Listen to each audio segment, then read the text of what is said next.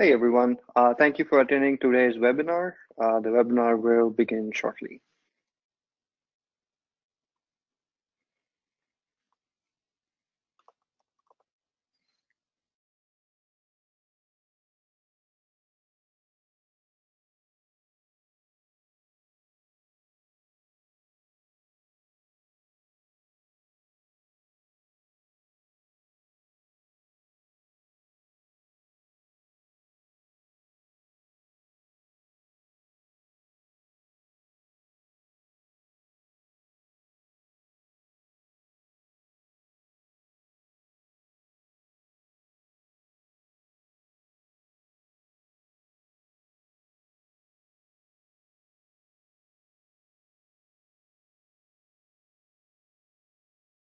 Hey everyone, and welcome to today's webinar, Enforcing Continuous Compliance and Security Best Practices on AWS. When you join in today's webinar, you selected join either by phone call or computer audio. If for any reason you'd like to change your selection, you can do so by accessing your audio pane in your control panel. Also from this control panel, you'll have the opportunity to submit questions to today's presenters by typing your questions into the questions pane. We will collect these and address them during the Q&A session at the end of today's presentation. If for any reason we could not get your question, we'll make sure we respond to you each personally through email. And the deck itself will be made available through SlideShare 2 to 3 days after the conclusion of this webinar. So keep an eye out for that, as well as a case study, which is going to be in the handout section, as well as a link that will be sent to you via email. So please keep an eye out for that as well. My name is Samir Vasantapuram. I am a Partner Solutions Architect at AWS, and I'll be one of the panelists today and will be moderating today's webinar along with Sudha Srinivasan, Vice President Marketing at Dome9. And we're also joined by Felix Deschamps, Principal DevOps Engineer at Centrify. So thank you, Sudha and Felix, for taking the time to be on the webinar today. With that said, we can get started. Perfect. Thanks for hosting us, Samir, and welcome everyone to this webinar. The topic for today's webinar is how companies can enforce security best practices and compliance standards in their cloud environments as they build and deploy applications in AWS. Okay, my name is Sudha Srinivasan. In addition to my role as VP of Marketing at Dome9, I also manage the relationship with AWS, working together to make sure that AWS customers are able to establish and maintain robust security in their cloud environments. So the format for today's webinar, we're going to kick it off. I have a few questions to get the discussion started. So I'm going to ask Felix and Samir these questions. In the meantime, I look to the audience to come back. It's a discussion format, so please, bring your questions in, and we will take them as they come. Look forward to a great session today. So Samir, let me start with you, because one of the things that was a big roadmap for the public cloud, but today, AWS has done a fantastic job of convincing enterprise customers about the security of the cloud, right? The public cloud is extremely secure, and customer confidence is at an all-time high when it comes to securing public cloud environments. So can you talk about how securing environments on AWS is different from data center security, and what kinds of tools and systems are available from AWS to secure their AWS environments? Sure. Yeah, so security and compliance on AWS is a shared responsibility between AWS and the customer. So the differentiation of the responsibility is commonly referred as security of the cloud versus security in the cloud. And what that really means is that AWS manages and controls the components from the host operating system and virtualization layer down to the physical security of the facilities in which the services operate. And AWS customers are responsible for securing their applications that run on top of that. Customers also want to understand what their responsibility is when we say security in the cloud. So for instance, customer responsibility will be determined, for instance, by the AWS cloud services that they use. So if a customer deploys an Amazon EC2 instance, they're responsible for management of the guest operating system, including updates and patches. and any application, software, or utilities installed by the customer on top of these instances. We also expect the customers to have the configuration of the AWS provider firewall called a security group on each instance. In addition, we have several different partners who offer hundreds of tools and features to help customers meet the security objectives, right, ranging from network security, config management, access control, and data encryption. So this is where our partners like Dome9 bring that extra value to customers who are looking to solve complex business requirements, strengthen the security posture further on AWS, and also to adhere to their compliance standards. But in addition to the safeguards, right, to the question that you asked, we also provide a bunch of tools with regards to security off the cloud and security in the cloud. So all of these tools help customers become more secure in the cloud. So for instance, you can start out by creating your own virtual private cloud, which can allow you to segment public-facing resources from private-facing resources. And traffic flow can be controlled, like I said, through the security groups and something called access control lists.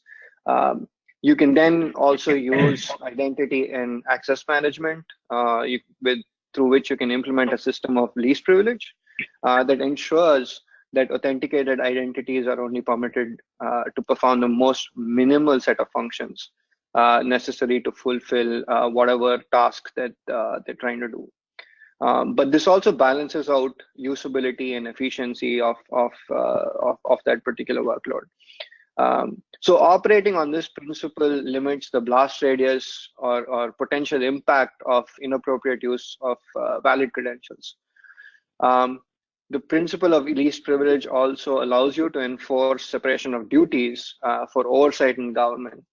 So you might have, app developers who don't have to have access to the instantiation infrastructure, and you don't want the infrastructure guys, having access to the workloads themselves directly.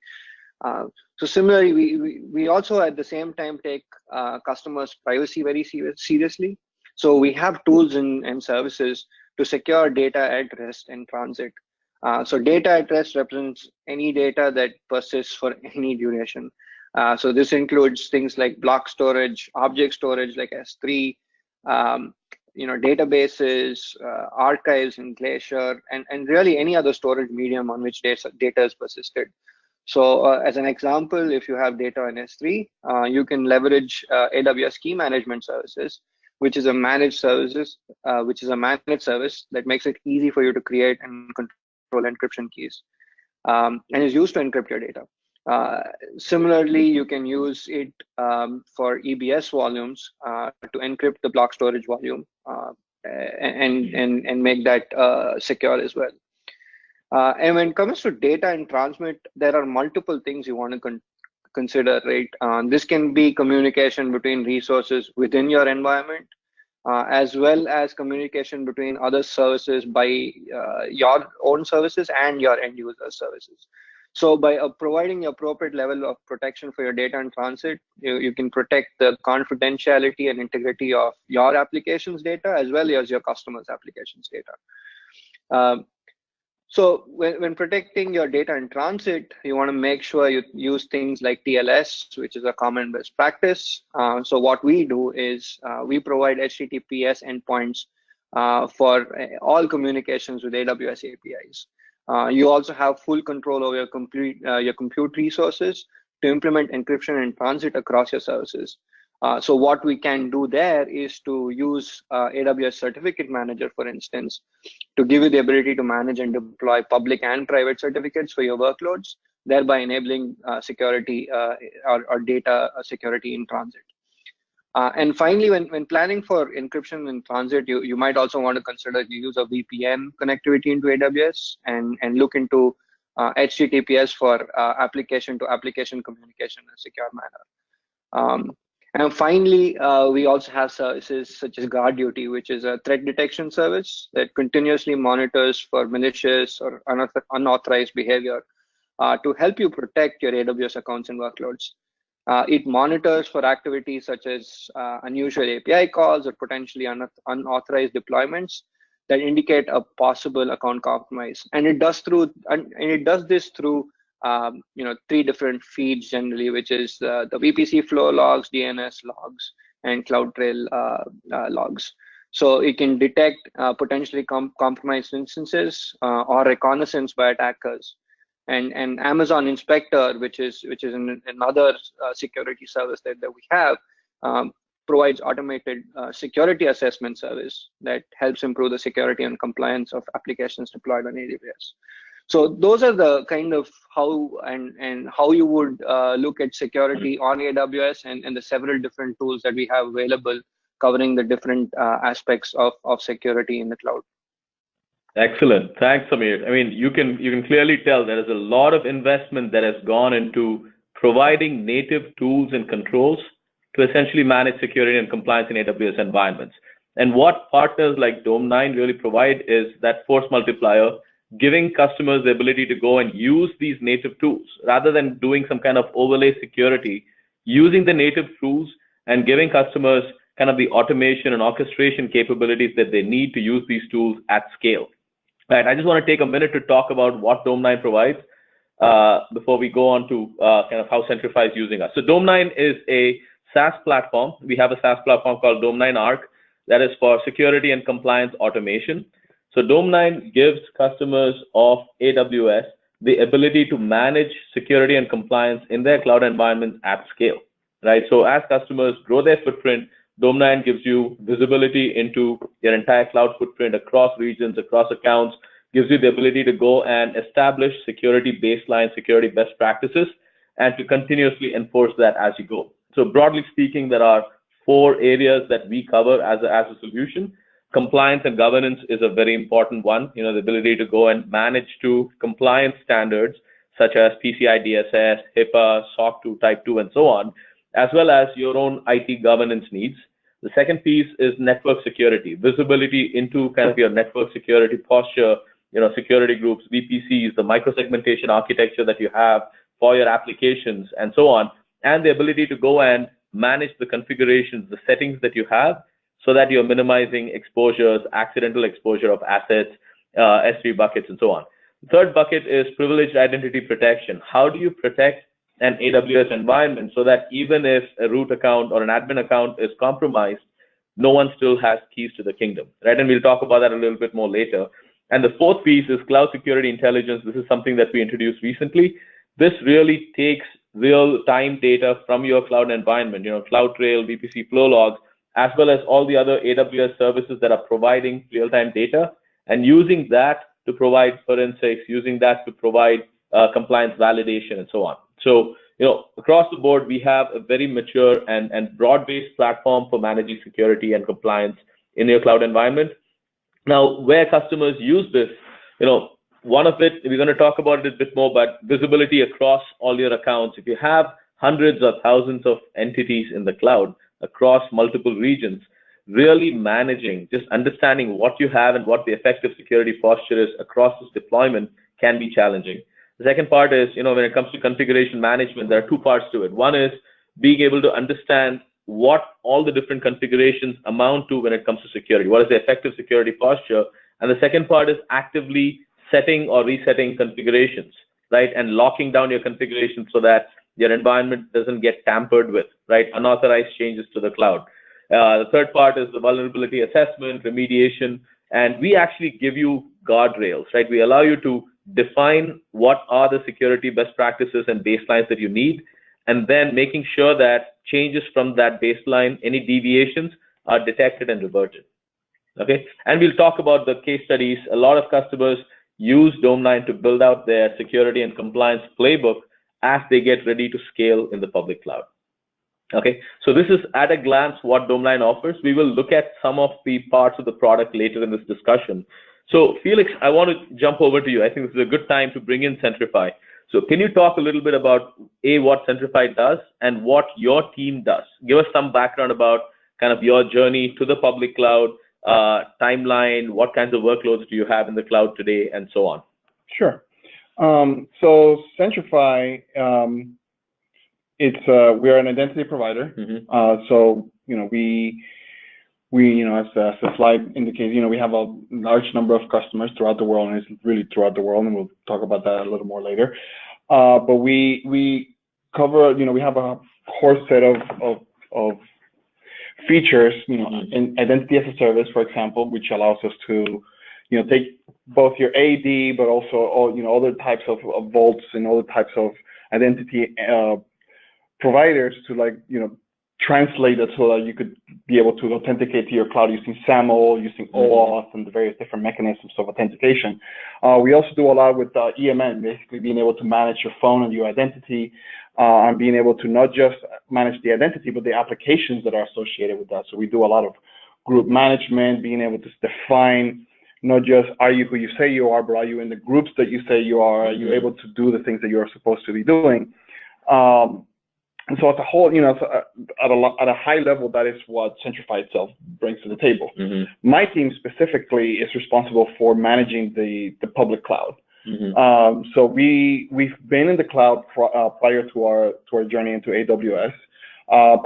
You mentioned timeline. I believe it was sometime during 2017, maybe a little bit before that we started looking at, how do we get into the AWS marketplace, being able to expose some of our functionalities, integration with AWS, and a lot of the same features. For example, being able to take advantage of the IAM provider features that AWS provides, and being able to be that provider and being able to integrate with that. So as part of being part of the marketplace, we needed to be in the cloud itself. As we continued the journey, it became obvious that, AWS is a great platform to be in on, and has the source of things that we need. So it's been a very good progression for us. So it took, I believe, from the beginning of 2017 all the way to November. I think November is when we finally got onto the marketplace. So it's going through all of those. Got it. Very quickly, can you touch on, you talked about being on another public cloud before this and then switching to AWS. What was the motivation for that? What brought you to AWS? So I think the initial sort of things was the business driving the notion of, we need to be in the marketplace. We want to be part of this.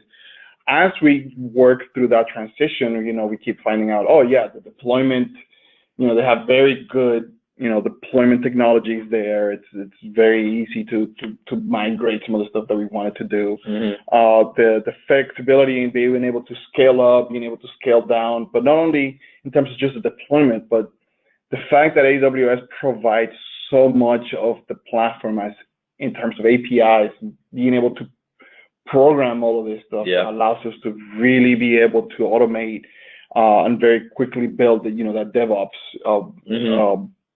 playbook and everything else that we needed to do that.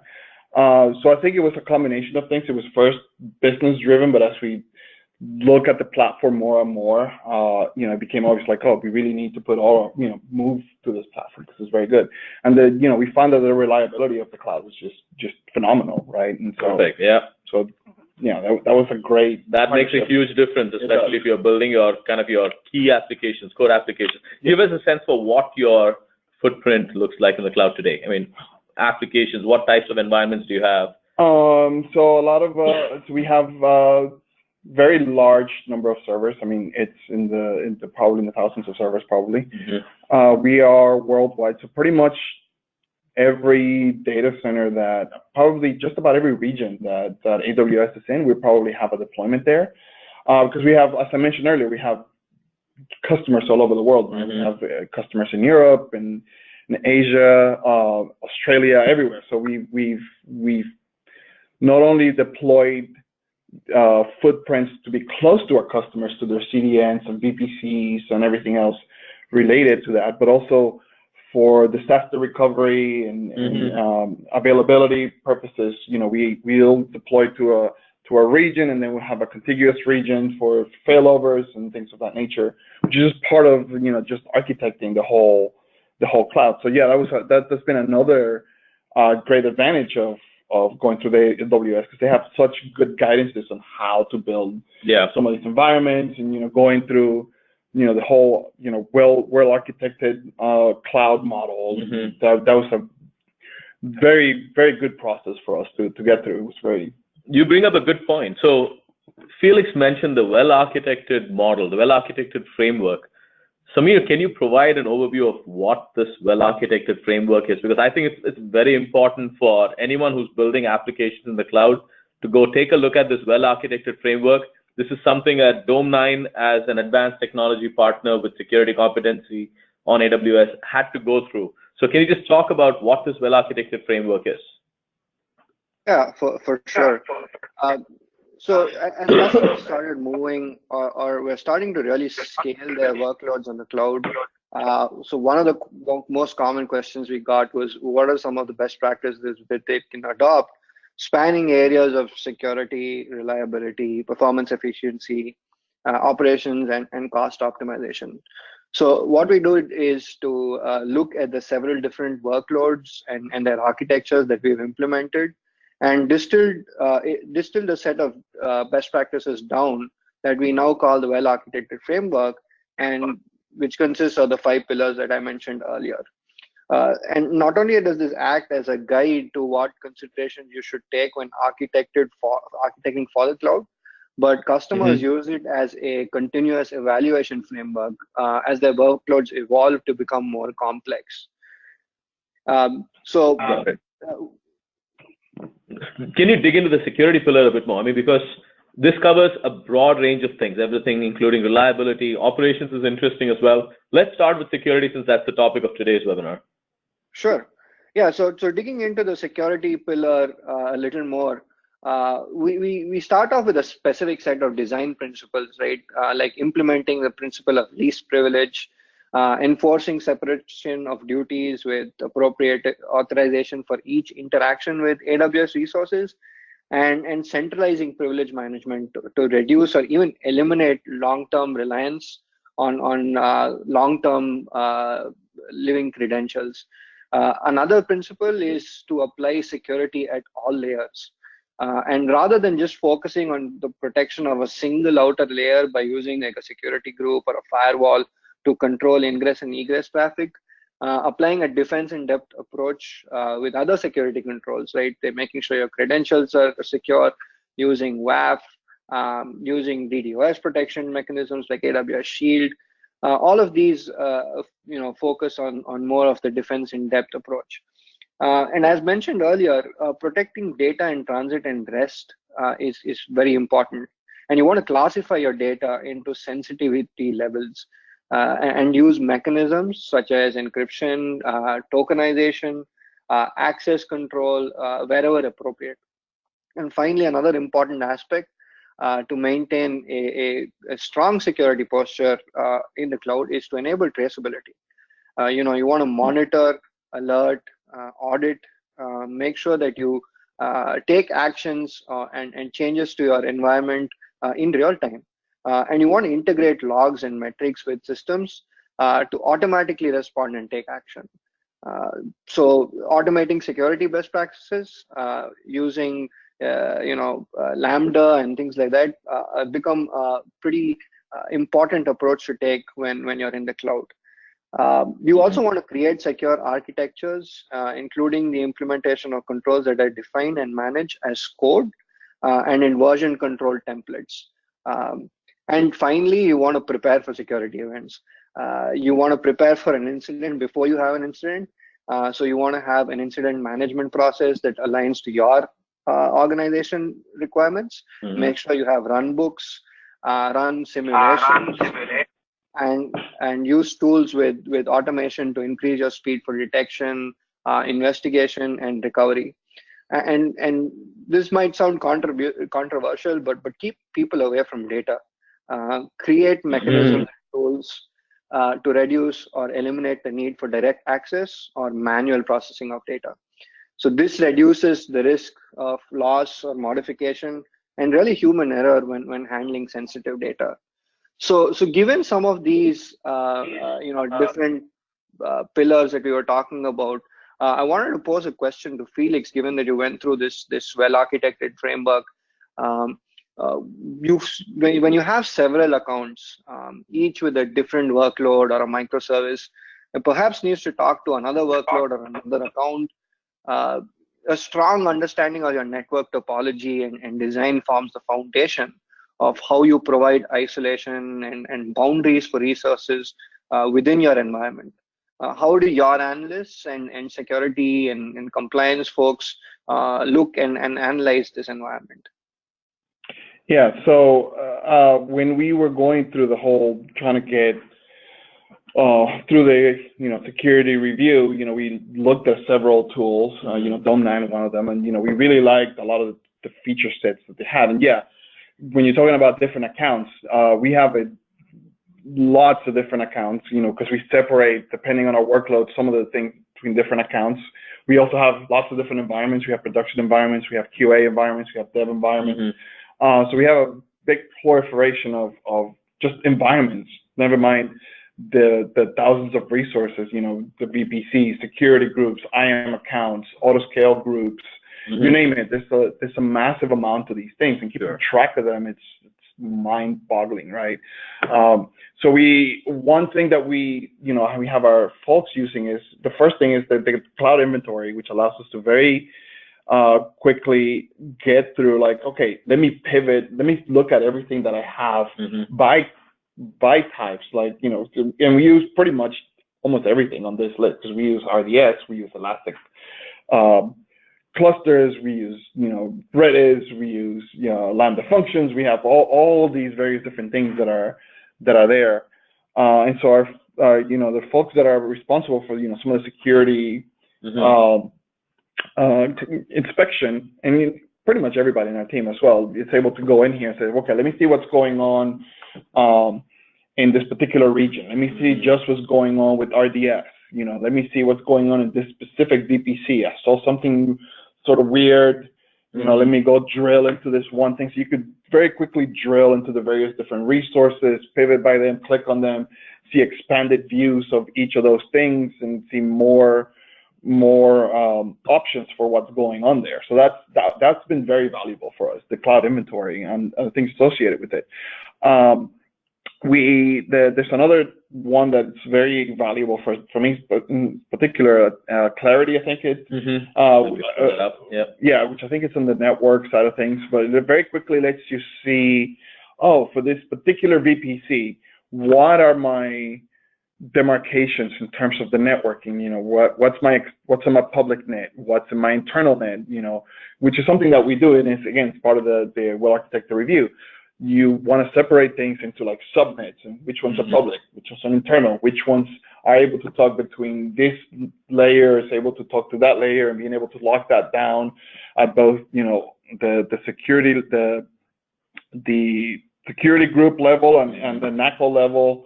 And so this tool allows you to see all of that, see what's open, see what's exposed to what, and being able to very quickly model it and see what's going on. So these tools have been very, very useful for us, and our engineers kind of look through these to inspect these. That's a great point. This tool is very useful for security architecture reviews. For example, if you looked at this topology map, this is kind of a segmentation view of in a VPC. We auto classify it based on level of exposure to the outside world, right? That being the left side. And at a glance, you can tell that, hey, I expect the load balancer to be in the DMZ, but what is this default security group sitting here, right? And we can very quickly see why the default security group is sitting in the DMZ, and also which specific instances or entities are affected by that because they still belong in the default security group, right? So that's kind of a very quick visual diagnostic tool that you get with Clarity. It's a good point. Cool. Samir? Yeah, so I appreciate the answer there, Felix. As a part of the framework, we also recommend implementing strong detective controls so we can identify malicious activity sooner rather than later. And there are different types of detective controls, right? Each of which can be used to support a specific legal or compliance requirement. This can take up a lot of time, as well as require a lot of expertise to write as well as monitor these systems. Can you talk to how you overcame this, whether it's through your own systems or leveraging Dome9's GSL language? Yeah. So yeah, as you mentioned, especially once if you have 10 machines, okay, it's hard, but it's probably manageable. Once you start talking about thousands of machines and thousands of security groups, it becomes pretty crazy very quickly. Like, did somebody add a root account over here? Are all these machines using the right, password policy? Are they all, doing various things? Are you exposing SSH? Mm-hmm. Is it to the world? Is it to the right security group? There's all these various things, and there's, obviously, best practices around all these stuff. So, yeah, so for us, we are also again using Dome9 for that specifically. The GSL language statements and language that they have is pretty powerful. At this point, when we first did the migration, they had a set of rules already pre-canned. They had the CIS foundations and the network alerts. So, some of them I already kind of mentioned. There's a very long list of things that they go check for, making sure you have your KMS keys, that they're not exposed, they're exposed to the right things. And so we're using these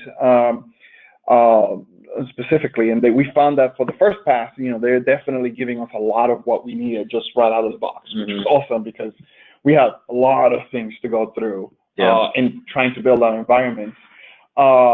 With also the addition of allowing us to go as we continue, as we hire more people that are working in that space, to be able to fine tune, add, extend some of that functionality. So that's how we've been meeting some of that challenge. Perfect. Having that. So I just want to add, you mentioned GSL for people who are not yet familiar with kind of what Dome9 offers.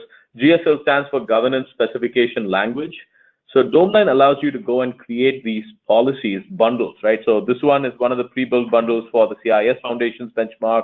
We have our own kind of Dome9 best practices, which is over 1,000 checks now. And we allow customers to go and create their own bundles. And the way you create a bundle is you create policies using a very simple human-readable language, right? So if you were to look at this policy, Route 53 domain should not have expiration time before 7 days, right? So this is essentially a way for you to check if a Route 53 domain name renewal is coming up that you need to be worried about, right? So we allow you to create these rules using human-readable language rather than going and writing code.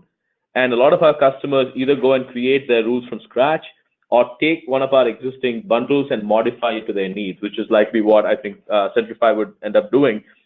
It's a good starting point, right? You can start with the Dome9 best practices bundle and then modify it based on what you need internally, right? And when you run this check against one or more environments, you essentially get a report like this, right? Which tells you how many checks you're passing and failing. And at a glance, tell you why exactly, what are you failing and what's happening, right? And you can get this as a printed report that you can then go and use for remediation, right? So this, and again, you being an organization that is API first, DevOps centric, you may or may not use this UI, but behind the scenes, everything we are showing here is accessible via API as well. So Samir, over to you, sorry. Oh, no worries. Thanks for covering that. So it seems like you guys touched a lot about compliance, and we talked about how you can monitor and figure out your isolation boundaries. One of the common ways that AWS resources have been spun up and misused is through credential thefts, right? Somebody puts out a credential on GitHub, for instance, and boom, you have a bunch of Bitcoin rigs running in your accounts. So one of our fundamental design principles when we talk about the security pillar is implementing and maintaining a strong identity foundation. So Sudha, can you talk about how Dome9 and IAM Safety helps customers secure their credentials to access these resources?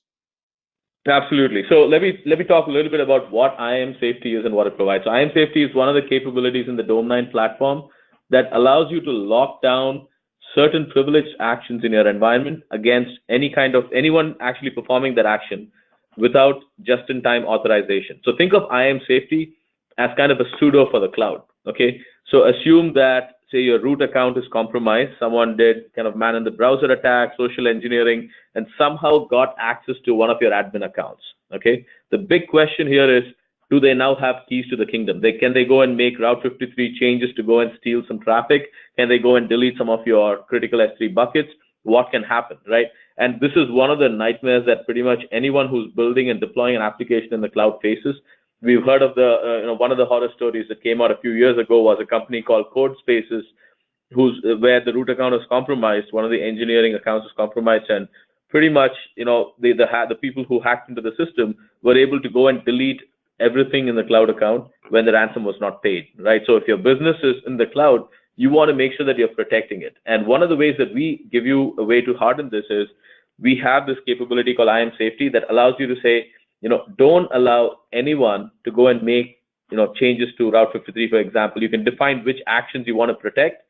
And then even if an admin wants to go and perform that action, they have to get just-in-time authorization, even if they're logged in, just-in-time authorization using an out-of-band device like a mobile app, and they get very time-bound access, 15 minutes where they can go and make changes, after which that privilege is revoked again, right? So this is IAM Safety. It is something that we built for ourselves, and now we have made available as part of the platform. As a SaaS application in the public cloud, we use this on a daily basis. When we have to go and make some kind of privileged actions, the specific IAM permissions, we lock it down, okay? That is IAM Safety. In addition to that, we also allow you to kind of look at all the IAM users, roles, and define, who can elevate to what levels. So this is at a glance what IAM Safety provides. Got it. Yeah, and it also, you eliminate the need for having long-standing credentials. So that's awesome. So again, Sudha, one of the other things that people would want to do is to check and create CFT or CloudFormation templates to see if there is any gotchas before they even instantiate and deploy them, right? And can the Dome9 platform allow some of the DevOps folks to kind of check these CFTs, and can you make them available as a security vetted deployment architecture? Absolutely. So this is one of the cool things that we actually talked about at last reInvent as well. So we are seeing increasingly that customers are embracing this whole concept of infrastructure as code, right? You don't have manual changes being made to environments anymore. A lot of it is basically being done through CloudFormation templates or Terraform templates, where you define exactly what your infrastructure should look like, and you essentially run it as code, right? Now that you have this code, one of the things that we are able to do is, we talked about the compliance engine. You can now essentially go and run any of these compliance checks against a CloudFormation template before it is deployed in the cloud environment, right? So what we're talking about is static code analysis of a CFT using the compliance checks, right? So take the CIS Foundation's benchmark, apply it to your CFT, and see if it passes or fails even before you actually deploy it in an environment, right? The alternative is you actually go and deploy it in an environment and then go and try to do it live, but we allow you to take that step even further and actually do static code analysis. And we have a very cool reInvent session that we covered this in detail. And Felix, I'm guessing that you are also, as a DevOps guy yourself, this is something that you are considering or using today? Yeah, actually, yeah, because we do a lot of our infrastructure as code. It's all checked in, and I think Samir mentioned that earlier, like you should do everything as code. So yeah, we're actually, as we continue going forward, we'll probably do more of these types of things. Yeah, and today we have CFT checking available out of the box. We are working on Terraform checking as well, because that is the other thing that a lot of customers ask for. But again, this gives you a lot of power to kind of, what do they call it? Left shift your compliance and security checks before anything actually hits an environment, right? And that reduces your cost, reduces the amount of time that it takes to find and fix issues before you go live. Gotcha. So Felix, you talked a little bit about how you guys use infrastructure as code. I'm curious though, but maybe I'm talking about a different pillar in terms of the operational excellence. But can you talk about how you also may or leverage automation to solve some of the compliance requirements that you're talking about, and are using things like incident-driven Lambda functions? We are, right. So absolutely. And that was, again, one of the things that was part of the review, basically making sure that you have in place. So Dome9 is how we actually met that requirement, basically. So not only do we have those views that we saw earlier, but they're all driven by code and they all have events associated with them, right? So what we've done is we have code that basically, these alerts are sent over to an SNN topic on our account, and we have basically Lambda functions tied to that can say, hey, what events were driven by that, or what's going on. And what we effectively implemented was a whole series of checks that, on the extreme case, if we see something that we absolutely, for example, if we see an instance that is doing things that it shouldn't be doing, or it has configuration that just seems kind of off, we implement the flows that says, oh, well, isolate that instance, remove it from all these security groups, add it to this special security group, bring up a Kylix Linux instance, attach it to it so that we can do forensics, isolate it, don't bring it down because we still want it up and running so that it still thinks it's fine, so that we can, do investigate, do all of that. And that's completely, it's a totally automated flow that relies on Dome9 as the beginning of the event that we could then build on top of, trigger off of, and then go expand on. Got it. The notifications, alerts, SNS notifications that you can consume. Correct. And that's where we implemented that part. Perfect. It looks like while we were talking, we've had quite a few questions come in. So let's jump to some of the questions that we have here. Again, folks, if you're not able to get your question, we will follow up after this webinar. So first one, let me see how I can. No, I'm not able to click on the questions. So I can give you one first question. So does Dome9 perform automation of creating configuration items it watches? Otherwise, how does policy apply to resources purely by tags? Yes, so I think we covered that to some extent. We provide active configuration management, right? You can go and find misconfigurations and also fix them in place in the Dome9 platform, right? When it comes to security configurations, a lot of that, we have two modes that Dome9 operates in. You have the read-only mode where we are able to look at it, consume all this metadata about configurations, and then tell you what needs fixing. The other mode is a read-write mode where you can actually go and see what needs fixing and then actively go and make changes, which are then pushed to your AWS environments. So depending on your level of comfort, you can choose either of these two options. Gotcha. I think the next question is addressed to you, Felix, and we again probably touched a little bit about it, but the question is, how does Centrify manage the automation of AWS resources? Oh, okay. So I did mention a little bit of it. So it's all through code. We actually use Terraform very heavily in the creation of AWS resources. So pretty much everything, all our security groups, so like IAM policies, all of that stuff, it's completely written all in Terraform scripts. So even when we do upgrades, the way that we do upgrades, rather than, oh, let me go change this one thing or whatever, basically we say, okay, bring up a whole new set of resources, create them to Terraform, and then once everything is in place, just kill all the other ones, right? Immutable infrastructure, right? That's what they call it. Yep. That's exactly how we do it. Cool. Gotcha. And then we'll take one more question, and Sudha, maybe we go back to some of the questions that you may have again.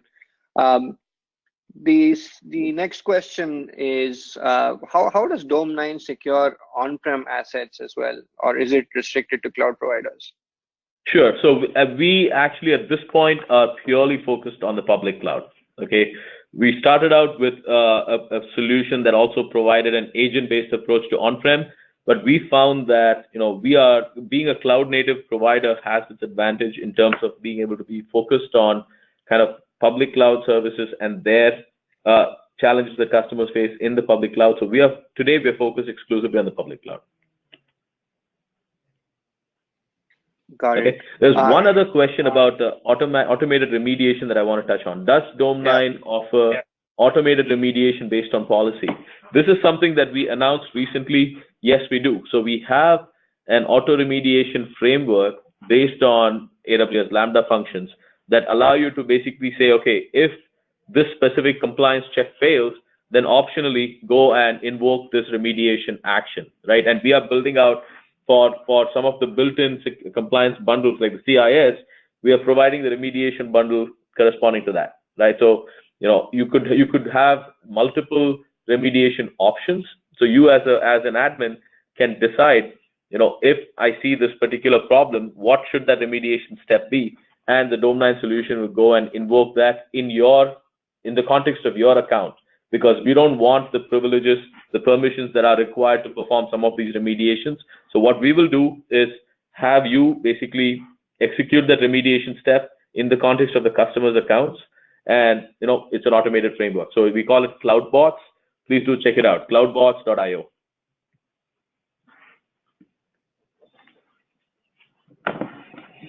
Very good. Awesome.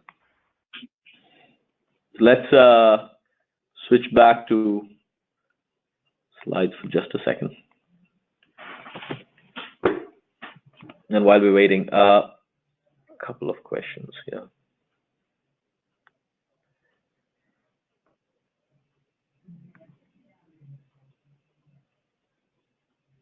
Okay, there were a couple of questions about can Dome9's compliance engine accommodate exceptions to defined policies? Absolutely. So this is where, if you want to use, so in terms of exceptions to policies, we have our own bundle.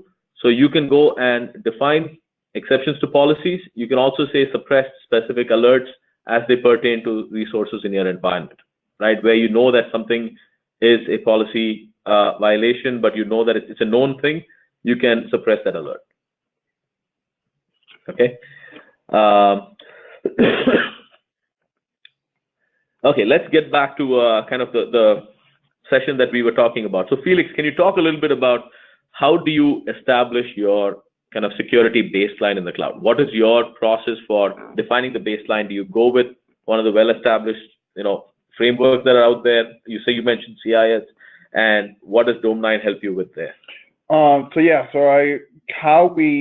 The baseline is effectively defined as we were kind of mentioning all the way down to the code, right? So we define this is what we need the environment to look like. We need these parts of the infrastructure to talk to these other parts of the infrastructure. It's defined in code. It gets code reviewed. It gets checked, by the security folks. And then once everybody's comfortable with it and we've looked through it, obviously we go through the whole dev QA environments as well. We have it. But even in those environments, we go, hey, I'll go upgrade to the code automation to the Terraform process. It gets set. Once it's set, what we want to make sure is that it stays set, right? So where Dome9 helps us is to be able to say, hey, it's changed, or this is where all of those SNS topics that I was talking about are able to tell us when something changes, if something changes, or tell us what's out of compliance, because then we can very quickly say, oh, well, just go reapply the Terraform to make sure that gets back in place. That's a good point. Yep. Although I think some of the new feature that you were talking about sounds very interesting, so we might look at that. But this is how we handle it today. Got it. Okay, so we have something called Tamper Protection that Felix, I need to introduce you to as well. Tamper Protection basically allows you to say, okay, this is my security gold standard. In terms of configurations, this is the standard. Lock it down, right? And so then at that point, Dome9 takes a snapshot of what your configuration looks like.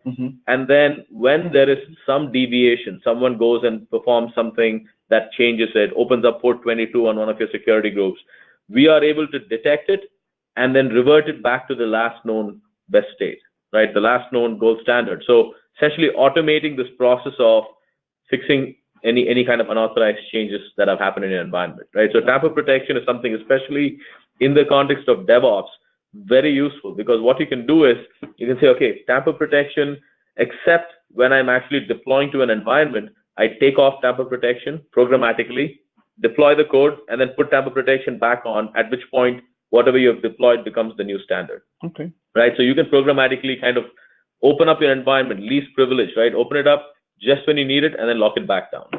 Nice. So, cool. Okay, last question I had for you. Okay, so where are you going with your footprint? What is happening in terms of Centrify on AWS? Where do you see your next 1 to 3 years looking like? More of it, I guess. Yeah, I mean, we're growing, It's a good problem to have.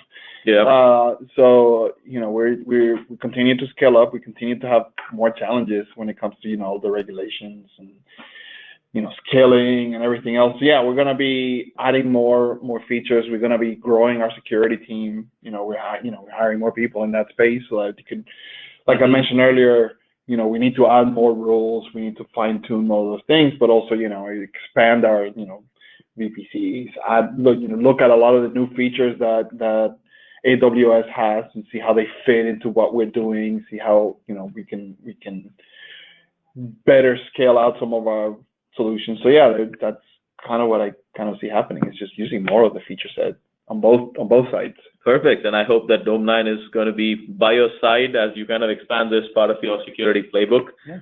I think we've kind of worked well together in that sense in helping to expand this. So, Samir, I'm going to close with a question to you. Can you provide the audience some interesting pointers, quick summary of assets if they are looking to get started based on the discussion we've had today, the well-architected framework? What all can they look at? Yeah. So if you go to aws.amazon.com/security, and there's a section called resources, there's a whole bunch of things that you can access there. We have white papers, we have developer documents, you have articles and tutorials, and also a bunch of training there that gets you linked to. I would also recommend reading the well-architected framework, read through the security pillar. Most of our reInvent sessions are online on YouTube, so go ahead and take a look, and you'll find a lot of information there. And if you want to really dig into each service and how it would, how we want to implement security controls for it, go to the documents for the particular service, dig through it, and it'll give you a better understanding of how the service works. So those are the different things I would ask people to start off with. Perfect. Thank you. I just want to close by saying, Dome9, we offer a free trial to all our customers. Anyone who wants to start out, we have a 2-week free trial. Just go to dome9.com and get started. We are an AWS advanced technology partner with security and networking competency. So we ourselves are a SaaS solution hosted, platformed on AWS. And, we went through the well-architected framework ourselves. Very, very useful kind of exercise to go through that well-architected review and really understand how to build your application the way it should be built. And I think that's something that Centrify has also done now, which helps a lot. Okay. Thank you. Thanks, everyone, for joining. Samir, you want to close it out? Yeah, absolutely. So we move into some of the Q&A. I think we have a few more questions left here, Sudha. So one of the questions was the Dome9 UI looks very helpful. Can we enable it by account based? I'm assuming they wanted to turn it on across multiple accounts within their corporate environment. And how does it work if you have several AWS accounts? Absolutely. It's a one-to-many relationship. You can have one or more Dome9 accounts managing one or more AWS accounts. So, typically what we find is you have one Dome9 account that gives you kind of centralized control over your entire AWS footprint. And then you can add different AWS accounts to that, and you can manage the permissions of who gets to see what, essentially, right? So that allows you to have a centralized Dome9 admin who gets to see what their entire footprint looks like and define some of these best practices, compliance checks, governance requirements across multiple accounts. And especially true if you have multiple DevOps teams and you want to have some kind of policies around checks that you want to apply across the board. Got it. We have one more question. Is there an EPA on security checks with Terraform? That is what we're planning to use. Yeah, so definitely, if that is something that you're interested in, definitely reach out to us. It is being built right now, and we have a dev process that we have at least 2 deployments every week, pretty much on the platform. We ourselves being a SaaS platform, following DevOps methodology. So this is coming. It is in the works. Let's get started in the conversation. Okay. CFTs, again, we announced it. We made it available before last reInvent, and now we've been working on Terraform, so it'll come very soon. Awesome.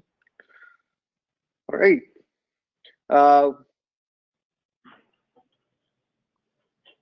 One more question, Sudha. So why do you feel Dome9 is required when AWS has many security tools available as native tools? It's a great question, and it's something that we started talking about. Again, we have been partnering with AWS since I think time immemorial, right? Since AWS had a partnership model, and AWS has been a very good partner for us. So what we provide are essentially tools that allow you to accelerate and expand how you use the native controls provided by AWS, right? Everything we are building are automation and orchestration built on the core capabilities that AWS itself provides.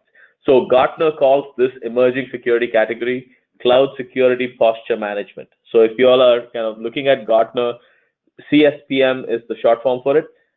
Essentially, they've said that you need a set of security and compliance automation tools that allow you to leverage the native controls. We gave a simple example of the tool like Clarity, that is that visualization tool that allows you to look at how you've set up all your network security groups, your VPCs, and so on, what your segmentation architecture looks like, be notified when there are things that have happened that are not allowed according to your security specs, and so on, right? So essentially what we've done is built on top of security groups and VPCs and IAM roles, but what we give you are capabilities that let you manage this at scale across hundreds or like thousands of instances, dozens of regions around the world. Perfect. Awesome. Thanks, Sudha. I think that was the final question. So on that note, we'll wrap up today's webinar. Just as a reminder, you will receive an email within the next 2 or 3 days with a link to these slides on SlideShare and a recording of the webinar. I wanted to thank all of you very much for attending. Felix and Sudha, thank you very much for being on today and participating in this discussion. Again, for any of you on the webinar, if you have any other questions, please don't hesitate to reach out to us. And thank you very much again for all of your time. Thank you, Samir. Thanks, everyone.